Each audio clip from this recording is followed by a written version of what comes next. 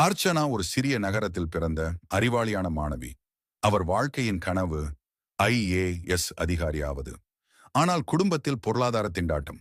மின்னில்லை, புத்தகங்கள் பழையவை, coaching class எல்லாம் கனவுதான். ஆண்டுதோறும் முயற்சி செய்தாள். முதல் 3 ஆண்டுகள் தோல்வி. ஒரு முறை மார்க் குறைவாக வந்தது. மற்றொரு முறைக்கு பிறகு இன்டர்வியூவை தாண்ட முடியவில்லை. அருகில் உள்ளவர்கள் சொன்னார்கள், விட்டுவிடு அர்ச்சனா, வேறு வேலை பாரு. ஆனால் அர்ச்சனா தினமும் சொல்லும் ஒரு வார்த்தை, பொறுமையின் பலன் இனிமையானது. எனக்கு என் மீது நம்பிக்கை இருக்கிறது.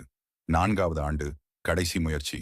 அந்த ஆண்டு மட்டுமில்லை, அவர் மாநிலத்தையே டாப் செய்தார். மீடியா வட்டமெல்லாம் அவரை புகழ்ந்தது. அர்ச்சனா சொன்னாள், கடவுள் சில நேரங்களில் தாமதமாக கொடுக்கலாம். ஆனால் அவர் கொடுக்கும்போது நீங்கள் கற்பனை செய்வதை விட அதிகமாக தருகிறார்.